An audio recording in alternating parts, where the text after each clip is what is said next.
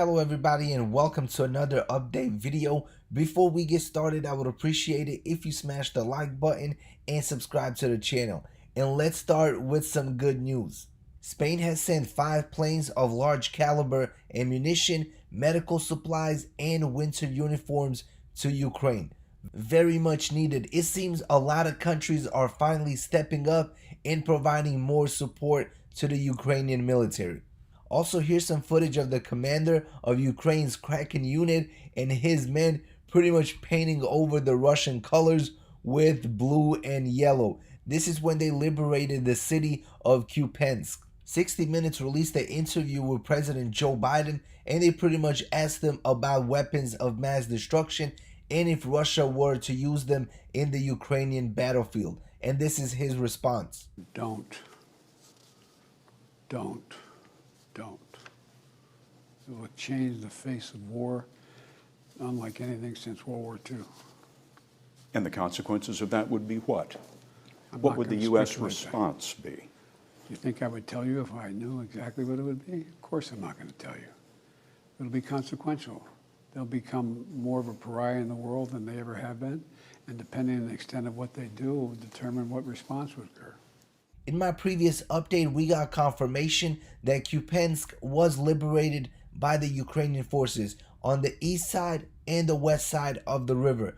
And here's a Ukrainian soldier crossing the bridge. As you can see, the bridge has a ton of damage. Hopefully they will be able to repair it and then use it to liberate the rest of Ukrainians' territory. Also, a reporter asked the Pentagon press secretary if the Pentagon was surprised by the speed of Ukrainians' counteroffensive in the Kharkiv region. And this is his response. Again, shown a remarkable ability to take advantage of opportunities that present themselves on the battlefield.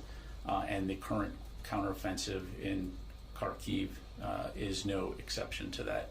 I think if anyone was surprised, just based on the reports that we've seen in terms of the Russian military's response, it was probably the Russians. And now let's take a quick look at the map.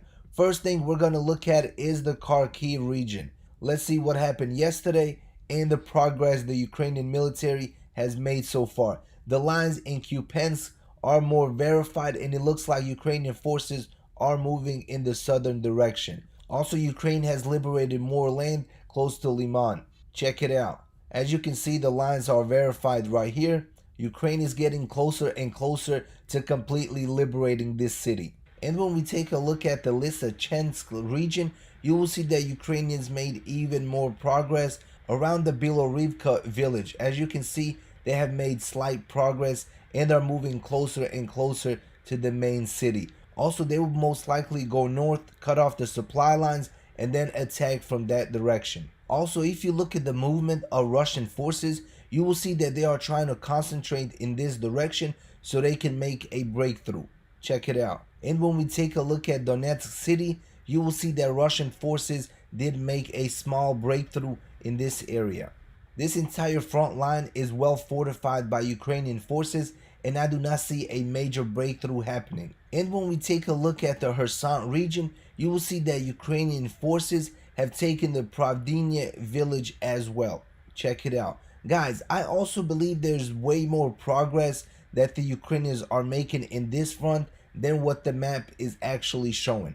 And when we take a look at northern Kherson, you will see that there are no updates on the map. Also, I believe the bridgehead that was created in northern Kherson is starting to expand once again. Also, here's some visual confirmation that the Russian forces have left their positions in Kiselivka. This is in the Kherson region. These images show empty defensive position right at the entrance of the town. Also, Russia was able to destroy more equipment of the Ukrainian army. But I think with all the equipment that they left over in the Kharkiv region, it makes up for the losses. Also, the Ukrainian forces were able to capture more ammo in the Kharkiv Oblast. These are the 125mm laser guided tank fired anti-tank missiles along with the Chargers that were left by the Russian army. A big score for the Ukrainian military. Also, Russia has struck the thermal power station in Slovensk, and they continue to damage civilian infrastructure and equipment.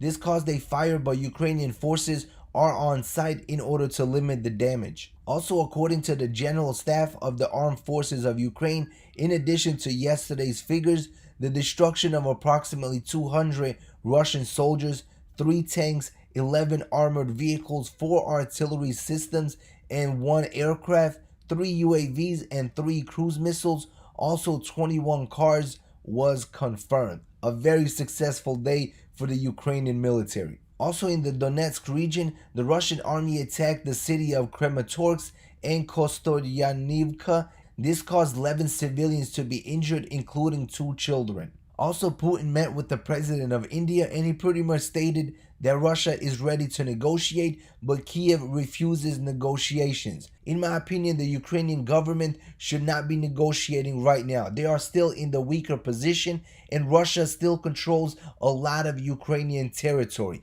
I believe once Ukraine starts liberating even more land and puts the Russians in a weaker position, then negotiations can start. But until then, Ukraine needs to continue to liberate even more territory. I also believe that Putin has realized that he cannot win this war. That is why he's trying to negotiate while he still has the upper hand. The longer this war continues, the more leverage Russia will lose at the negotiating table. Also, there are major conflicts happening in Armenia and Azerbaijan and Kyrgyzstan and Tajikistan. And Russia literally needs to control all of those conflicts, including Ukraine, at the same time.